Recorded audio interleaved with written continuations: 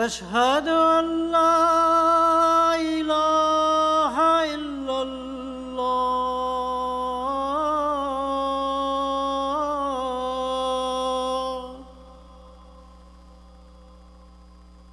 أشهد أن محمدا رسول الله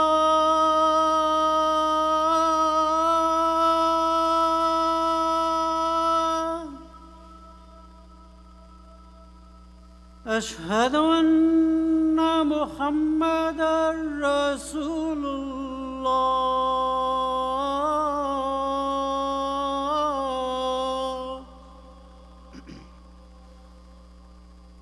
حي على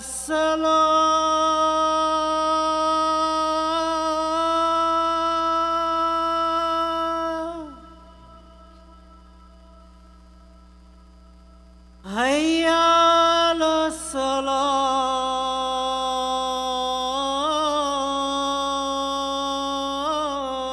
الصلاة حي على الفلاح حي على الفلاح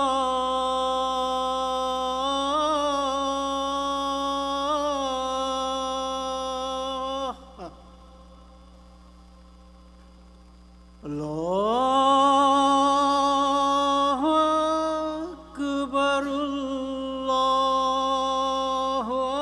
أكبر لا إله إلا الله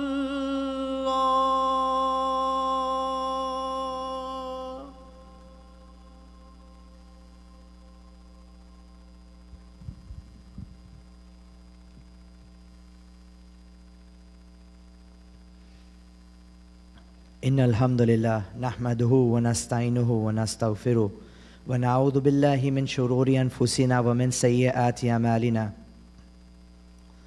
من يهدي الله فلا مضل له ومن يضلل فلا هادي له وأشهد أن لا إله إلا الله وحده لا شريك له وأشهد أن محمدا عبده ورسوله يا أيها الذين آمنوا اتقوا الله حق تقاته ولا تموتن إلا وأنتم مسلمون يا أيها الناس اتقوا ربكم الذي خلقكم من نفس واحدة وخلق منها زوجها وبث منهما رجالا كثيرا ونساء واتقوا الله الذي تساءلون به والأرحام إن الله كان عليكم رقيبا يا أيها الذين آمنوا اتقوا الله وقولوا قولا سديدا يصلح لكم أعمالكم ويغفر لكم ذنوبكم ومن يطع الله ورسوله فقد فاز فوزا عظيما أما بعد. We begin by praising Allah Azza wa Jal in abundant praise, and we ask Allah subhanahu wa ta'ala to bless us in our health, our wealth, and our iman.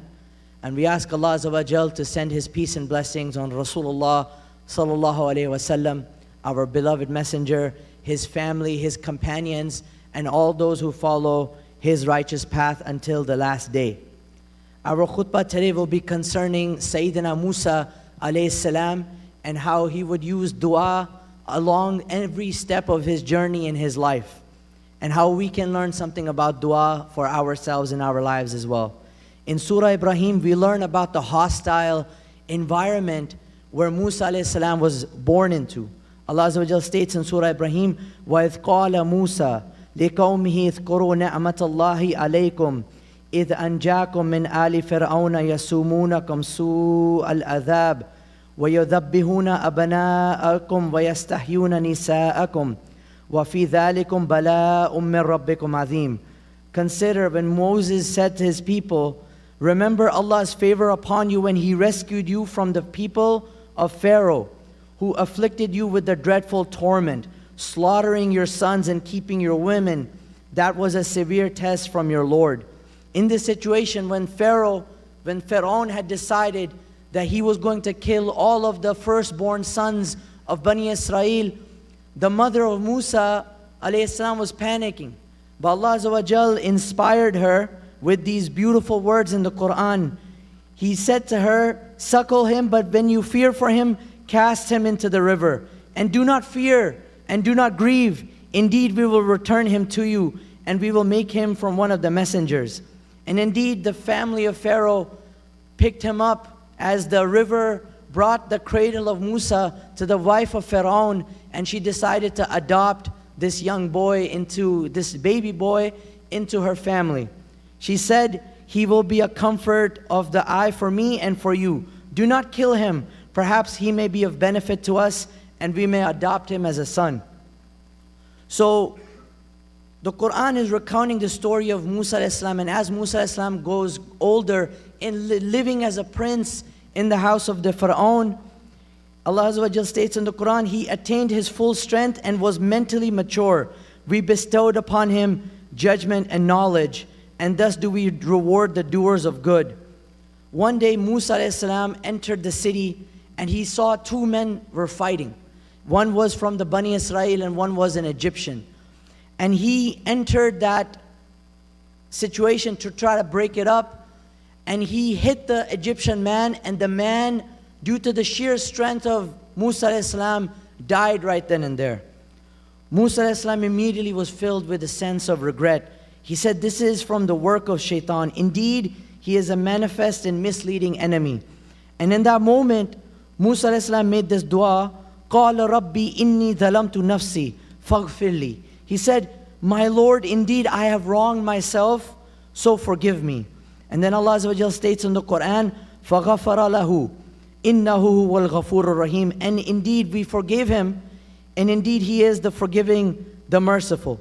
Allah Azza wa Jal says that he forgave Musa a.s. for what happened. When Musa a.s. was making this dua, it was an accident. It was not something that he intended.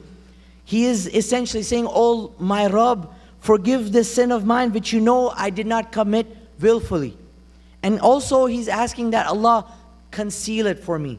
So nobody found out that Musa a.s.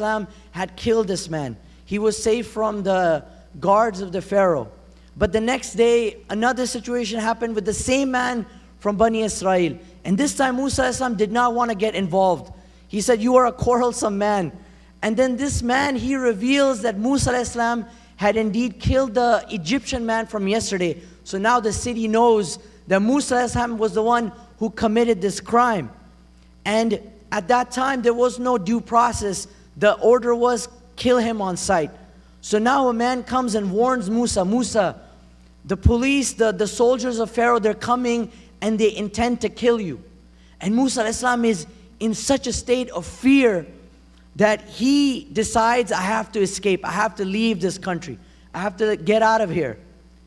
And he says in this moment, فَخَرَجَ مِنْهَا خَائِفًا يَتَرَقَّبْ قَالَ رَبِّي نَجِّنِي مِنَ الْقَوْمِ الظَّالِمِينَ.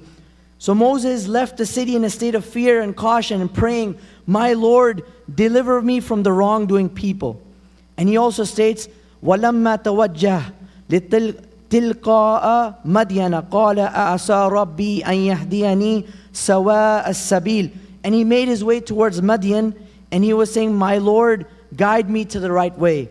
So in that moment, Musa a.s., he immediately leaves the city. He has no food, no water. He's not even able to secure a horse or a camel to make this crossing to Madian from Egypt, which is a far distance. All he had with him was the clothes on his back, and he gets out into the city, out of this land, and he's now crossing the desert. And eventually, the shoes that he was wearing, they rub off. The soles completely get worn out, and now he's crossing the desert barefoot, no food, no water, completely in a state of exhaustion and fear, because he feels that if he's going to turn back, he's going to see the soldiers of Pharaoh after him. And it said that almost a week had passed, more than a week had passed, when he finally reaches the land that he was traveling towards. And he falls down under the shade of a tree. And he sees, even though he's exhausted and tired, he sees a situation. He sees a situation of injustice happening, where there was a group of women who were trying to water their sheep, their flock of sheep, and there was all these men who were crowding around the well and not letting these women get near. And these are women, They're not able to fight these men to water their sheep, so they're just standing by. Musa Islam, despite being in such a state of exhaustion and tiredness, he gets up and he goes over, he asks these women what's going on, and he takes their sheep, takes them to the watering hole and gets them water from the well. Does not ask for a thank you, nothing, takes their sheep back, and he simply goes and collapses under the shade of this tree. And Allah Azza wa Jal notes this moment in the Quran. Allah Azza wa Jal states that Musa Islam, in that moment, he made this powerful dua, this powerful, amazing dua that we should all learn and utilize in our own life. In the Quran it says, Musa said, Rabbi inni lima anzalta alayya min khairin fakir. The meaning of this dua is, my Lord, I am in dire need of whatever good thing you may send me. So Musa Islam in this moment, he's asking Allah, Ya Allah, whatever you can send me, I need it. I'm in desperate need of something from you. Musa Islam has full trust and faith in Allah Azza wa Jal, but in this moment, it's his final breaking point. And this is when he calls out to Allah Azza wa Jal, Ya Allah, I really need your help. The commentators of this dua, they say, of the Quran, they say that when Musa Islam is making this dua, he's saying, Ya Allah, I know you have good in store for me. Ya Allah, I know you have good in store for me. Ya Allah, but I need that good in this moment. I need that good right now. And we see that this dua has a beautiful component that sometimes is missing in our own duas that we make to Allah subhanahu wa ta'ala. And that component is the component of desperation. When we really need Allah Azza wa Jal to hear us, of course Allah subhanahu wa ta'ala hears us, whether we are desperate or not, but we have to express that desperation in our dua. Rasulullah sallallahu alaihi wasallam embodies this beautifully in this moment in the seerah when the battle of Badr was about to happen. Rasulullah sallallahu alaihi wasallam is recorded to have been making this dua, and this is in Sahih Muslim. He says, "O Allah, grant me what you have promised me. O Allah, give me what you have promised me. O Allah, if this small band of Muslims," which was about a little bit more than 300 Muslims at that time, he says, "Oh Allah, if this small band of Muslims perish in this battle that's going to come, you will not be worshipped on earth. That this is it, Ya Allah. We need your help. We desperately need your help." But it's amazing when we look at this dua of the Prophet ﷺ, how desperate he is for victory. And we look at another situation in the seerah when Rasulullah ﷺ was with Abu Bakr Siddiq radiallahu anhu, and they were in the cave of Thor. And the Quraysh had come up to the mouth of the cave, where all they had to do was look down and they would have seen Sayyidina Abu Bakr radiallahu anhu and Rasulullah sallallahu alaihi wasallam. Rasulullah sallallahu alaihi wasallam was in perfect calm at that moment. Well, what is the situation here? What's going on? How is he so desperate at the battle of Badr, but in the cave of Thor, when the enemy is right there above him, he's in a perfect state of calm? It's because when he was making hijrah, he prepared for it. He did everything that needed to be done to make sure that he could make that journey. But when the battle of Badr was happening, Rasulullah ﷺ was not prepared to face an army of 1,000 plus well-armed Qurayshi. He had left Medina with Muslims at that time just to attack the caravan of Abu Sufyan. So they were not super well-armed, right? So this shows us something beautiful about Rasulullah ﷺ as well. Another thing about this dua of Musa alayhi salam, Rabbi inni liman zalta alayya min khairin fakir. The Quran says that Musa alayhi salam made this dua, right? That, Ya Allah, I'm in desperate need of whatever good you may send me, I'm in need of it right now. But what's really amazing is that Musa alayhi salam never spoke Arabic, right? So when the Quran is quoting Musa alayhi salam in this ayah, Allah Azza wa Jal is not just telling us what Musa alayhi salam said, but what Allah Azza wa Jal is telling us what Musa alayhi salam truly felt in his heart when he was making this dua. Meaning that the words that Allah Azza wa Jal has recorded of Musa alayhi salam in the Quran are a more accurate depiction of what Musa alayhi salam said than the words that came out of his mouth at the time, whatever language he spoke at that time. So something that we can aspire towards. When we think of a man, perhaps, who's in the ocean, his boat has sunk, he's holding on to a plank of wood. He knows that he doesn't see any boat, he doesn't see any airplane, doesn't see any land. This person would be extremely desperate. Think of the sincerity and ikhlas that this person would have when he makes dua to Allah Azza wa Jal to rescue him. Now consider a person who is sitting in the safety and comfort of his living room making dua as well. Who is more in need of Allah Azza wa Jal in both situations?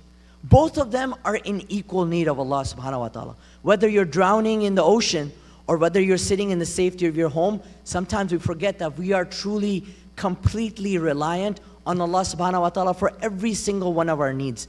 Every single breath that we take for granted, Allah Azza wa Jal gave us permission to make that breath. So when we make dua to Allah Azza wa Jal, let's remember this dua of Musa alayhi salam. Let's have that desperation. Ya Allah, I desperately need you to answer my call. Every Friday there is an hour where dua is accepted. Pray this is the hour and ask Allah subhanahu wa ta'ala for forgiveness. Subhanakallahumma wa bihamdik. Nashhadu an la ilaha illa ant. Nastaghfiruka wa atubu ilayk.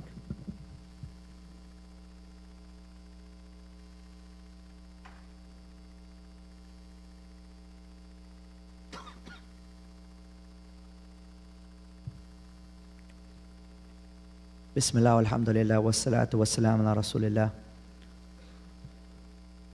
After this moment when Musa alayhi salam had this interaction at the well, when he made this dua, Allah Azza wa Jal blessed him with something amazing. In that moment, Musa alayhi salam would be content with just some dates, right? Just something to get him by. But Allah Azza wa Jal blesses him with something amazing in that moment, and that Musa alayhi salam got married shortly after making this dua. Shortly after making this dua, not only did he get married, but he also got employment. So he was someone who had made hijrah from a land that was out to hunt him and kill him, and he is seeking refuge in this land, and Allah Azza wa Jal blesses him with wealth and blesses him with family. And that's why the commentators of the Quran, they mention that if you are struggling with something in your life, whether it is a job, whether it is getting married, for yourself or your kids, make this dua. Make this dua so that Allah Azza wa Jal would bless you with a righteous spouse as well, and a good wealth and a good source of rizq. Ameen ya Rabb. Much time passes after this moment, and Musa alayhi salam now has his first direct conversation with Allah Azza wa Jal in the valley of Tuwa. And this is where Allah subhanahu wa ta'ala is now going to give the ultimate mission of Musa alayhi salam's life, which is to go to the Pharaoh and free the people of Bani Israel. Not just that, but to call Pharaoh to the righteous path, to call him towards Tawheed first and foremost, and to tell him to stop committing the injustices that he was committing in the land. Allah Azza wa Jal states, "Idhab ila Fir'auna innahu tagha." Go to Pharaoh, for he has truly transgressed all bounds. Now when Musa alayhi salam hears this, you can imagine the state he must have been in. That I am being commanded to go back to that land that I had escaped from. I am being commanded to go back to the people that I fear for my life, that they would kill me. And Musa alayhi salam in this moment, brothers, please make your way forward. Some brothers are standing in the back. Jazakallah khairan. So we can make space for our brothers. May you be rewarded for every inch you move forward. May you be rewarded with Jannat al-Firdaus. Jazakallah khairan. Musa alayhi salam in this moment, when he is in this state of fear, he needs, and of course he's talking directly to Allah Azza wa Jal in this moment. This was a special quality of Musa alayhi salam, that he could communicate directly with him. Musa alayhi salam makes another dua to Allah Azza wa Jal. It's stated in the Quran. Musa alayhi salam says, "Rabbi shrah li sadri wa yassir li amri wahlul uqdatan min lisani يفقهوا قولي. He says, my Lord, open my breast for me, and ease my task for me, and loosen the knot from my tongue, so that they may understand my speech. So here, Musa alayhi salam is literally saying, Ya Allah, fill my chest and my heart with courage. Ya Allah, open my chest for me, that I may be able to fulfill this amazing task that you have given me. That I may be able to perform the obligation with the great mission that has come as being a messenger. That I may be given the confidence to fulfill it. Because Musa alayhi salam realizes how grave the mission is. And Musa alayhi salam had a stammer, a stutter, that he asked Allah Azza wa Jalla, Ya Allah, if I am to be an effective messenger, cure this from me, so that I may be able to give a speech that they may be able to understand. That this is something that I'm about to do. I'm about to go. I'm not going to Pharaoh with an army. I'm going to go and talk to him. So, Ya Allah, help me in my ability to talk. And this is very important. All of us have difficult situations that we deal with in our life. We all have hardships and tribulations, and that it's okay for us to seek out this help from Allah Azza wa Jalla and to be specific about what we are going through. Of course, we should also always make general dua for goodness in our life, such as Rabbana atina fid dunya hasana wa fil akhirati hasana wa qina adhaban nar. Ya Allah, give me the best in this dunya and give me the best in the akhirah, and save me from the fire. But it's also okay for us to get specific with our Lord about the difficult situation that we are going through. Rasulullah sallallahu alaihi wasallam has a similar dua in this vein. He states, this is an authentic dua, Allahumma la sahla illa ma ja'altahu sahla wa anta taj'alul hazna idha shi'ta sahla. Oh Allah, there's nothing easy except that which you make easy, and make the difficult and you make the difficult if you wish easy. So when you are in need of ease in your life, make this dua. And Allah Azza wa Jal Himself said in the Quran, Alam nashrah laka sadrak. Have we not uplifted your heart for you, O Muhammad sallallahu alaihi wasallam? Speaking directly to the Prophet sallallahu alaihi wasallam, referring to the time when the Prophet sallallahu alaihi wasallam's chest was split open, and the angel took his heart out and washed it and placed it back in to prepare him for the journey of Isra wal Mi'raj. That this was something that Rasulullah sallallahu alaihi wasallam also experienced. So that if we are going through some difficulties in our life, we should mention this dua of Musa alayhi salam, Rabbi shrah li sadri wa yassir li amri. Ya Allah, expand for me my chest, my breast, and ease my task for me. So in summary, what we learn from Musa alayhi salam is that we seek forgiveness from Allah Azza wa Jalla at all times. We make a sincere commitment to never return to those sins, and know that Allah Azza wa Jalla is the merciful and the forgiving. Number two, having a desperation when we seek the help of Allah, to rely exclusively on Him and understand that He has complete control over everything. And finally, number three, when we're facing life's difficulties and hardships, we do it through His help. We call on Him to make our matters and our affairs easy, and we are all going through problems in our life, and we don't need to face them alone. We should call out to Allah subhanahu wa ta'ala. Ya Allah, we make dua for the oppressed Muslims worldwide. Ya Allah, give them victory against the enemies of Islam. Ya Allah, we make dua for the scholars and the callers to the way of Allah who are in prison. Ya Allah, grant them freedom and reunite them with their families. Ya Allah, we make dua for the sick in our community. Ya Allah, grant them shifa. Ya Allah, for our parents and our elders, forgive them for their shortcomings and grant them barakah in this life and the next. Ya Allah, we make dua for the youth. Ya Allah, guide them to the path of Islam, the same way you guided the Sahaba. Ya Allah, for all of us, Ya Allah, grant us barakah in our iman, in our health, in our wealth. ربنا لا تزغ قلوبنا بعد إذ هديتنا وهب لنا من لدنك رحمة إنك أنت الوهاب. اللهم صل على سيدنا محمد عبدك ورسولك النبي الأمي وعلى آله وصحبه وسلم تسليما عدد ما أحاط به علمك وخط به كلمك وأحصاه كتابك. وارض اللهم عن ساداتنا أبي بكر وعمر وعثمان وعلي وحسن وحسين وعن الصحابة أجمعين وعن التابعين وتابعين بإحسان إلى يوم الدين. سبحان ربك رب العزة عما يصفون وسلام على المرسلين والحمد لله رب العالمين. إقامة الصلاة.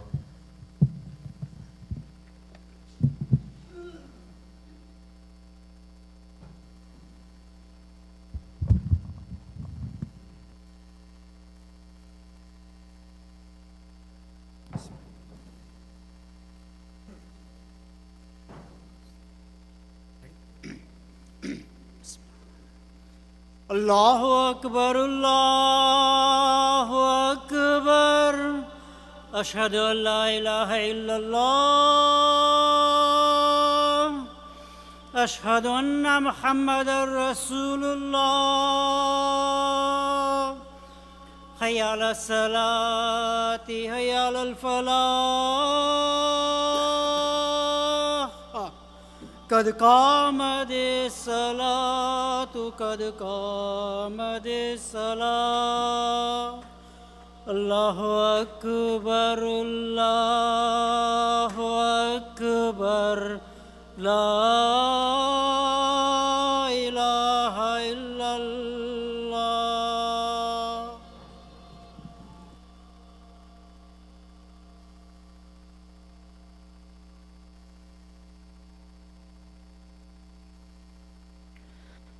استووا. الله أكبر.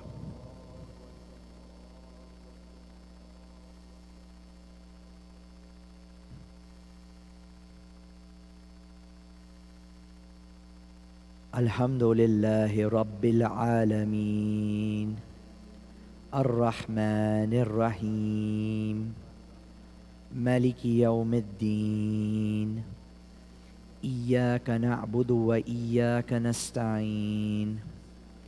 اهدنا الصراط المستقيم صراط الذين أنعمت عليهم غير المغضوب عليهم ولا الضالين.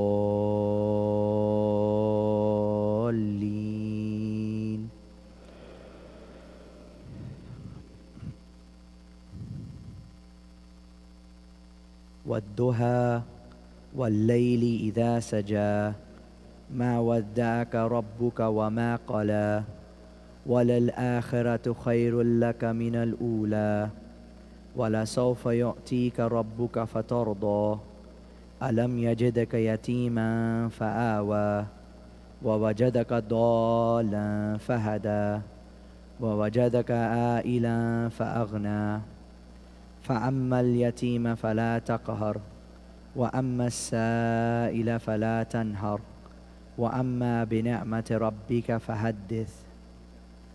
الله أكبر.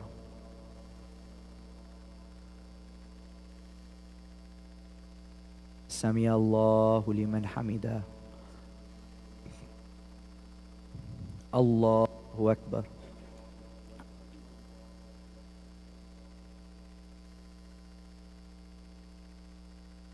الله أكبر. الله أكبر.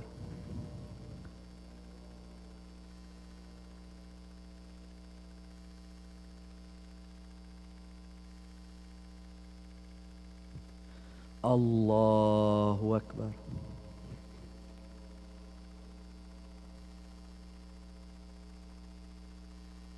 الحمد لله رب العالمين الرحمن الرحيم مالك يوم الدين. إياك نعبد وإياك نستعين. اهدنا الصراط المستقيم صراط الذين أنعمت عليهم غير المغضوب عليهم ولا الضالين.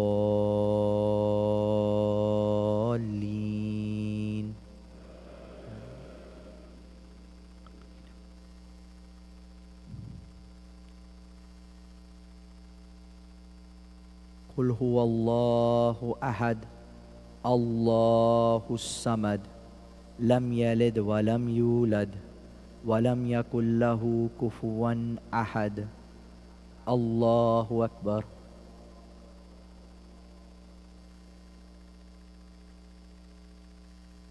سمع الله لمن حمده. الله أكبر.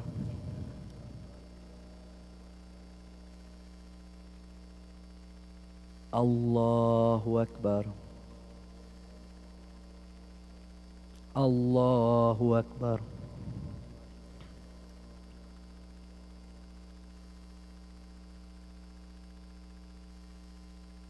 الله أكبر.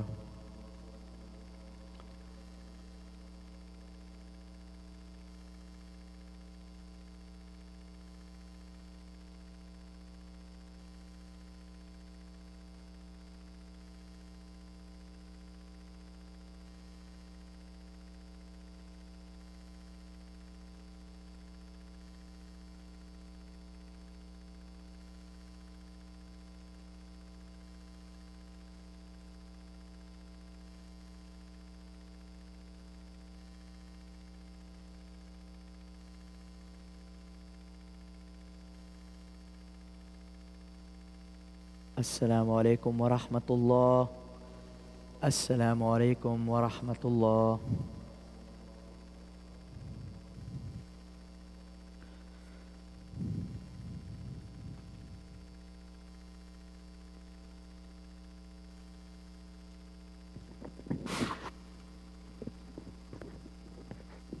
Bismillah wa salatu wa salamu ala Rasulillah. Assalamu alaikum and Jummah Mubarakah to all of you. A couple of quick announcements for you guys. As you know, part of the mission of ICYL is this whole concept of creating a strong, well-balanced Muslim and the persona and the character of the Muslim, developing that at all levels. And to that end, we have developed two programs for you guys aimed at doing just that, inshallah. The first one is developing the professional aspect of the Muslim persona, and that's an entrepreneurship program, and it's a camp for ages 13 to 16. We want to start early with that process with our youth, inshallah. So this will be Tuesdays and Thursdays from 6:30 to 7:30 p.m. inshallah, and then ages 7 to 12, Monday and Wednesday from 6 to 7 p.m. It will be $150 a month. Highly encourage you guys to go online to our website and register for that. A lot of work has been put into developing that program, inshallah. And the second program is geared towards developing more of the spiritual and the religious aspect of the Muslim persona, and we are starting with the principles of fiqh with that one, and that will be taught by our own Dr. Mustafa Omar. So that will be January 21st from 10 a.m. to 4 p.m. The price is $20 per person, or our preference is for you to bring the whole family for $50, inshallah. Ladies Halaqah is January 14th, which is a Saturday from 10:30 to 12. And we are doing a cool thing for you guys, which is a butterfly garden and natives, Saturday, February 18th. We'll talk to you guys more about that as the date gets closer. Jazakumullah khair, and have a fantastic and blessed Friday, inshallah. Assalamu alaikum.